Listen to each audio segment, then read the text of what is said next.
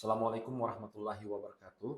Selamat pagi, perkenalkan saya Abdul Jalil, SMM, tutor mata kuliah pengembangan sumber daya manusia dengan kode EMBS 4318 di Fakultas Ekonomi Universitas Terbuka. Senang sekali saya dapat kembali menyapa teman-teman sekalian pada kegiatan tutorial online pada minggu kedua ini. Semoga Anda semua dalam keadaan sehat, penuh semangat, dan siap melanjutkan proses pembelajaran yang bermanfaat serta bermakna. Selamat datang dan bergabung dalam kegiatan tutorial mata kuliah pengembangan SDM minggu kedua. Capaian pembelajaran: setelah teman-teman mengikuti tutorial ini, mahasiswa diharapkan mampu menjelaskan mengenai paradigma pengembangan sumber daya manusia, menjelaskan tentang filosofi dan asumsi pembelajaran kinerja, menjelaskan tentang perspektif pembelajaran dalam pengembangan sumber daya manusia, serta menjelaskan mengenai perspektif kinerja dalam pengembangan sumber daya manusia. Sumber belajar utama adalah buku materi pokok, khususnya modul 3, dan bahan-bahan yang relevan dengan materi minggu ini. Silakan teman-teman membaca panduan bacaan pada rencana aktivitas tutorial atau RAT. Di samping itu pula, Anda diharapkan aktif mengikuti diskusi, karena keikutsertaan Anda dalam diskusi akan menentukan nilai akhir tutor Anda. Anda juga diharapkan dapat berlatih mengerjakan soal yang tersedia pada menu latihan. Rekan-rekan mahasiswa, pada materi minggu kedua ini menjadi bagian penting dari keseluruhan pembahasan mata kuliah pengembangan sumber daya manusia. Pada sesi ini, kita akan memahami bagaimana paradigma pengembangan SDM terbentuk, serta bagaimana filosofi dan asumsi pembelajaran kinerja menjadi dasar bagi setiap kegiatan pengembangan sumber daya manusia di organisasi. Konsep paradigma pengembangan sumber daya manusia membahas perubahan cara pandang organisasi terhadap manusia, bukan lagi sekedar tenaga kerja, tetapi sebagai aset strategis yang perlu dikembangkan untuk mencapai tujuan jangka panjang. Melalui pembelajaran ini, kita akan melihat bagaimana sumber daya manusia dikembangkan secara berkelanjutan agar dapat memberikan kontribusi maksimal terhadap kinerja organisasi.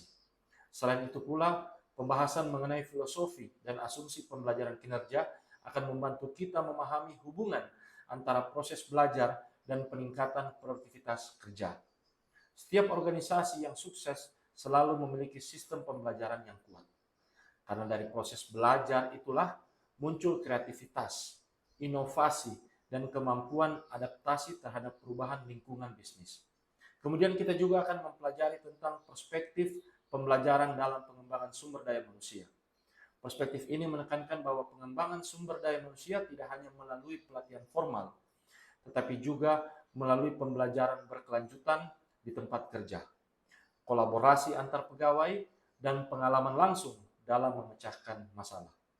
Selain itu, perspektif kinerja dalam pengembangan sumber daya manusia memberikan pemahaman bahwa pengembangan karyawan harus diarahkan pada pencapaian tujuan organisasi.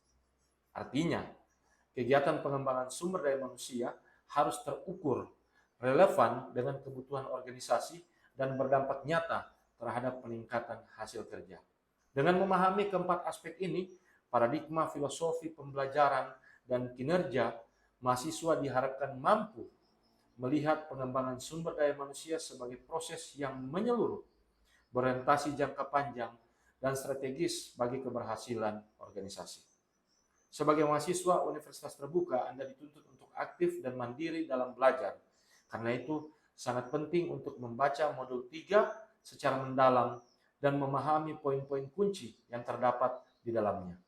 Buku materi pokok tidak hanya memberi teori, tetapi juga memberikan contoh penerapan nyata di dunia kerja. Selain membaca, jangan lupa untuk aktif berpartisipasi dalam forum diskusi.